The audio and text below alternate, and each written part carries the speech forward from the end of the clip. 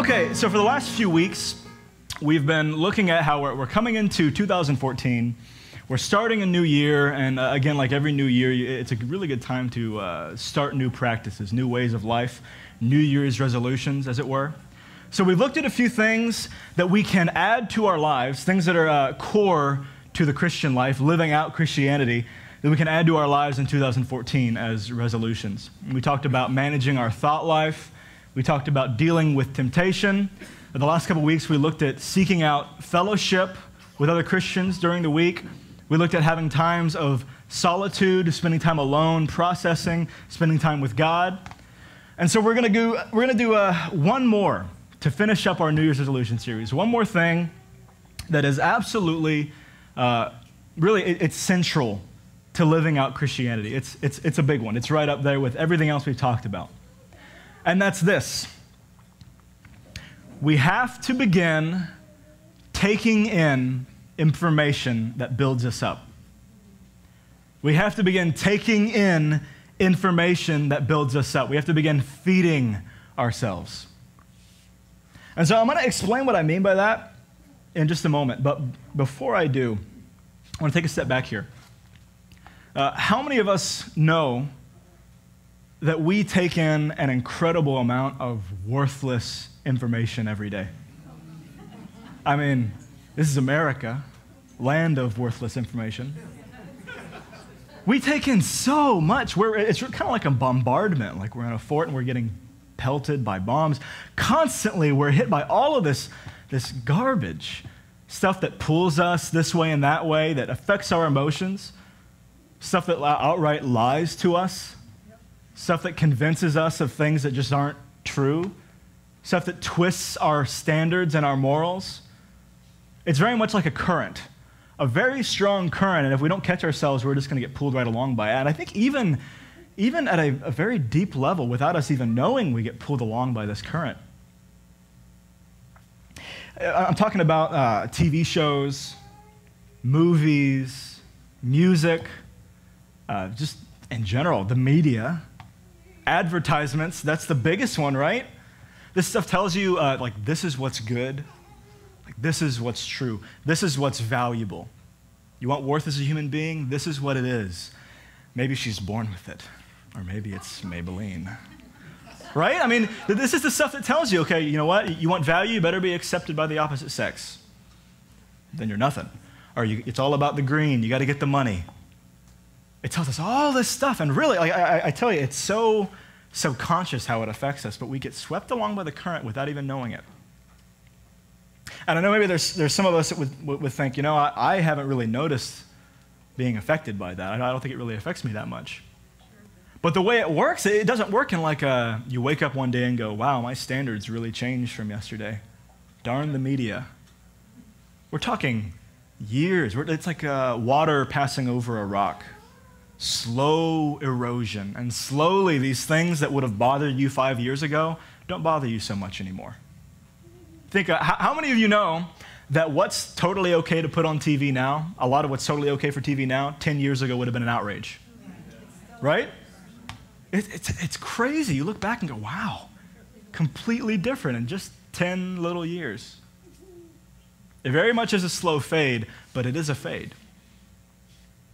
And so this is all important for a reason. And I should say that it's not like every bit of worthless junk is totally negative. I'm going to take in some worthless junk later today. Go Broncos. I'm rooting for the Broncos, yeah, and I believe God's rooting for the Broncos. Just kidding. I saw a Seahawks jersey shy over there. Sorry, but I am a holy man and I speak for the Lord. So, but we're hit with so much stuff that tells us, go this way or go that way, or this is what's really good, or this is what life's all about right here. Like car commercials are like, you deserve this. You want to experience life? Buy a Lexus, right? Advertisements are incredible, and so this is important for a very good reason here. I'm talking about this for an important reason, because the fact is that what we believe at the deepest levels of our mind What we truly believe shapes our actions. What we really believe shapes what we do.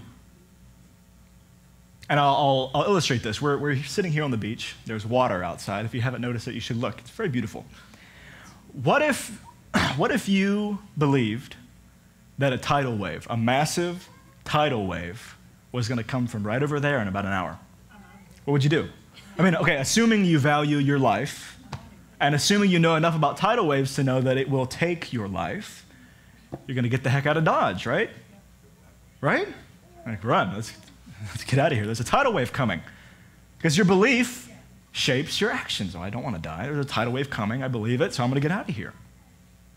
And on a more personal note, if I believe that my value as a human being comes from acceptance from the opposite sex, well, I'm going to live in a certain way, right?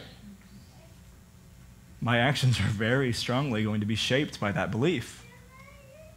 If I believe that the meaning of life, that the purpose for all of this, that real good life is in temporal pleasure, or is in gaining monetary, gaining the money, gaining the material possession. If I believe that, my life is going to be shaped by that, right? It's extremely important. It's extremely important that we know what we believe. And really to have the right beliefs, right? To know what is true so our lives don't get whacked out in the process, right? It's extremely important that we have the right beliefs. Because our beliefs shape what we do. And really, if we are swept along with the culture, we're just going to live like the culture, right? This is a big problem in Christianity because you can't tell the difference between a Christian and a non-Christian half the time. Oh, you're a Christian? I never would have guessed. That's not right. Because of the slow fade we're hit, water passing over the rock, and the standards are slowly faded away, and something that would have been outrageous 5, 10 years ago is now, well, not that big a deal. That's just, everybody's doing it. That's the norm. This is what's normal. Accept it. And so I've presented to us a quandary. I've presented to us a problem this morning.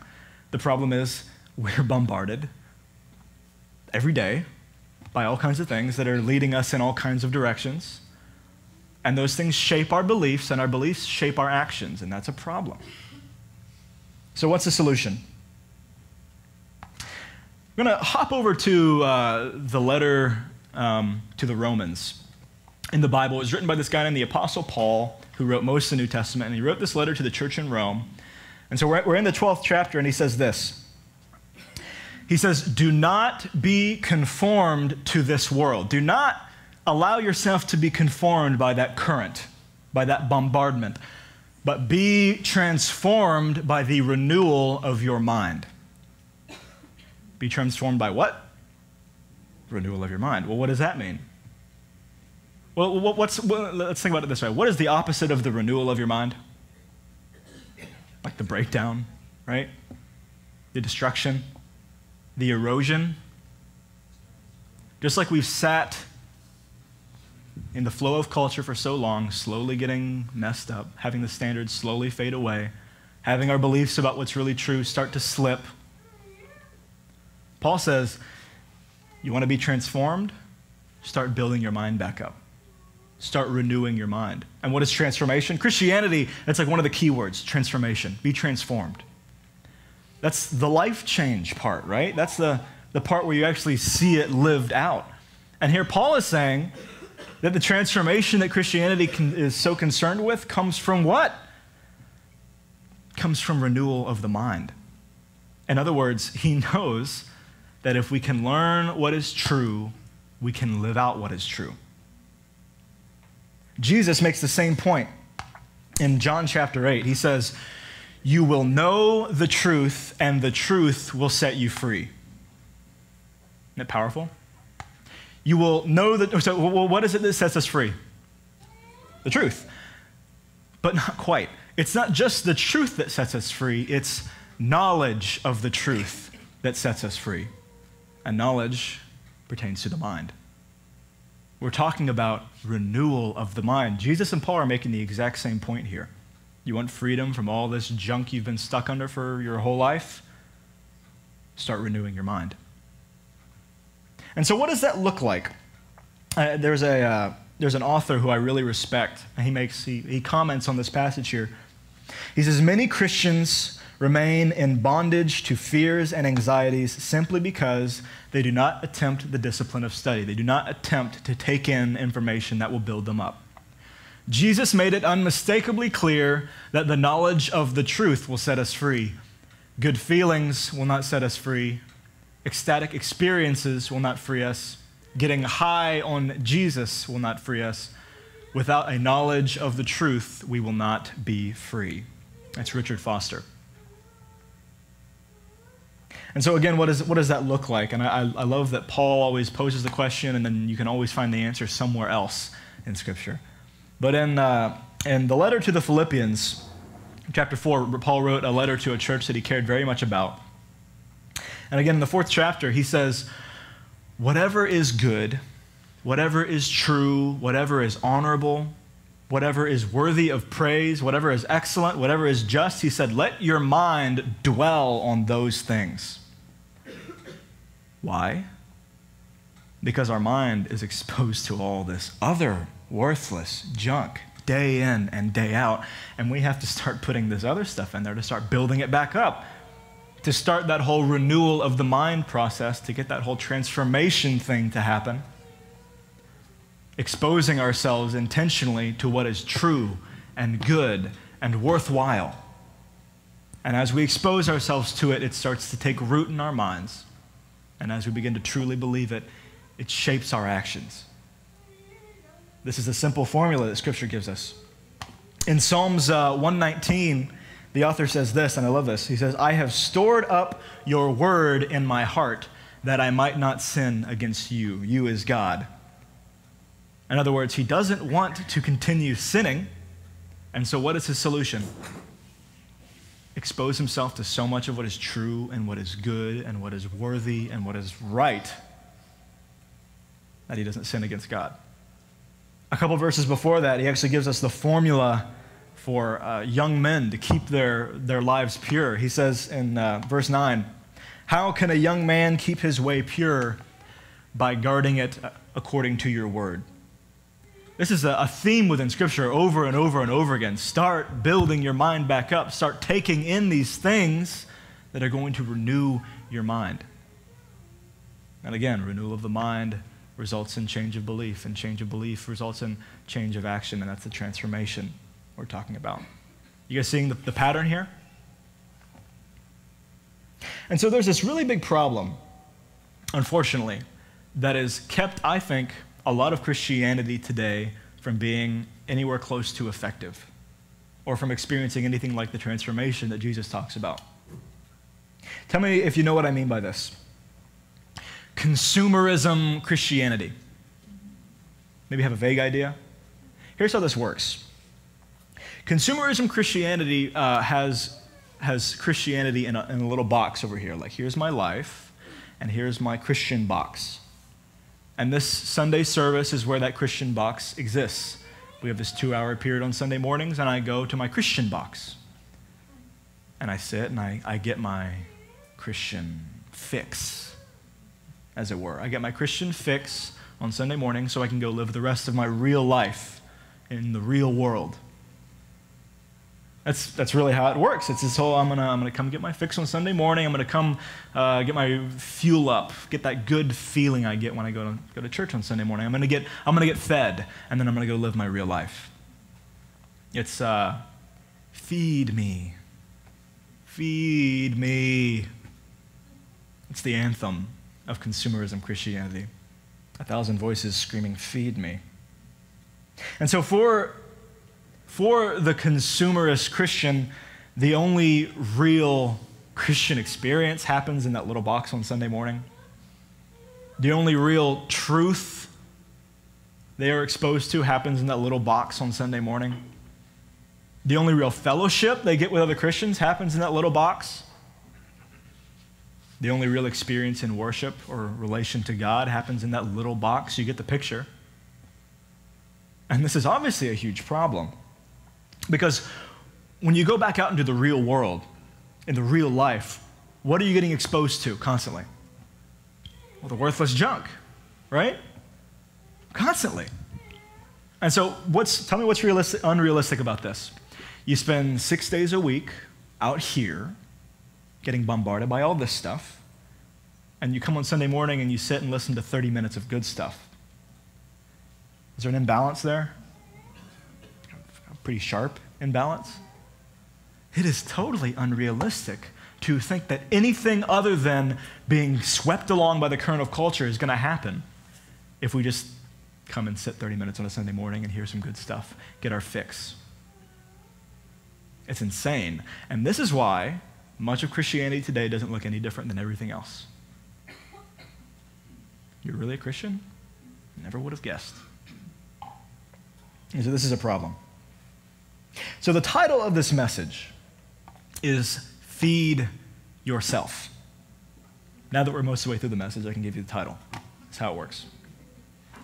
Feed yourself, because here's the thing. If we allow ourselves to have this thing right here be the only real experience of Christianity that we get, if we allow this to be the only fellowship that we get, the only experience with God that we get, the only truth that we're exposed to, we're not going to see transformation. We're not going to see life change. It's not going to happen. It just won't. And so we talked about the last 2 weeks having fellowship, being with other Christians who are going to build you up and encourage you and hold you up. That's a major way of feeding yourself throughout the week. Has to happen. We talked about solitude, taking time to spend alone with yourself and your thoughts to process, spend alone with God, talking and praying with Him, in intimacy with Him. Fellowship and solitude are both crucial, but this thing I'm talking about right here, taking in information that builds us up, is every bit as crucial. Some would argue even more crucial. It's huge, and we really can't afford to miss it because, again, if we want to see the life change, the transformation, we have to begin building our minds back up because culture is going to keep tearing it down if we don't do anything. We have to begin the process of renewing the mind.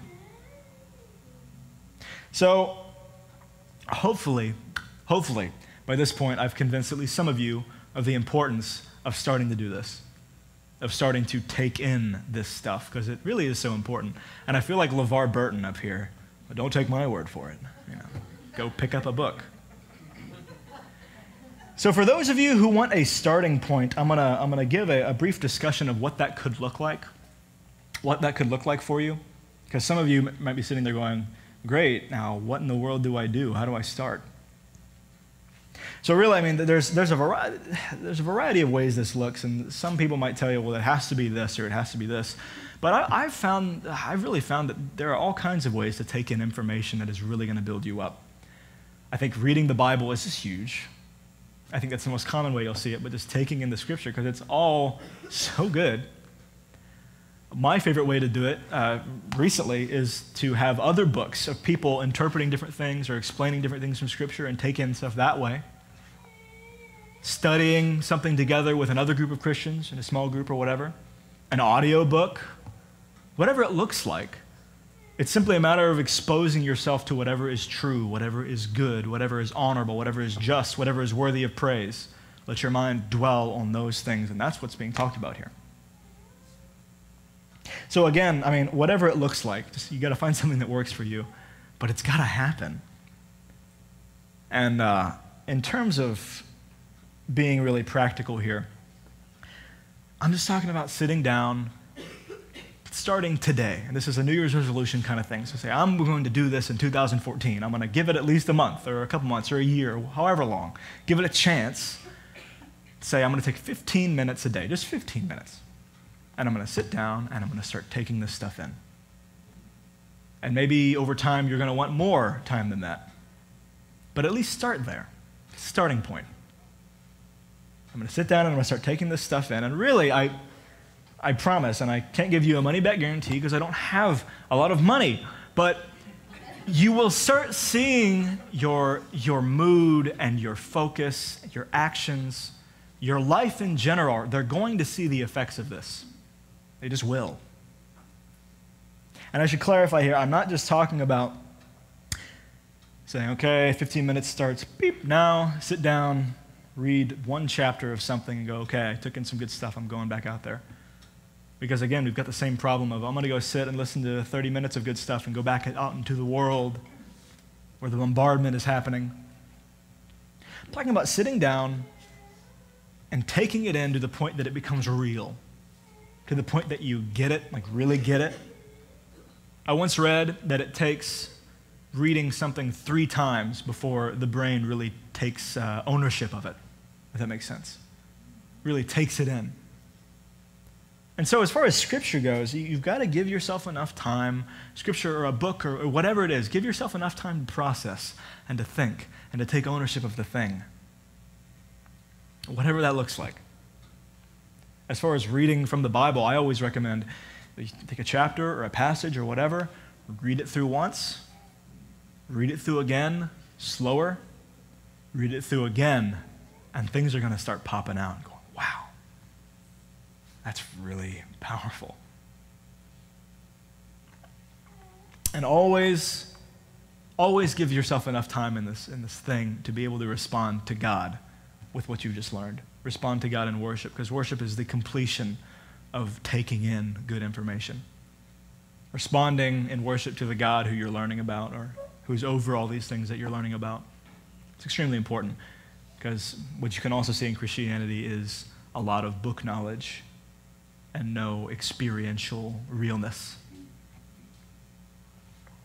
So that's what I'm talking about here, and this has been shortened to the point, because I feel like lying down right now, so I did a short message, so sorry.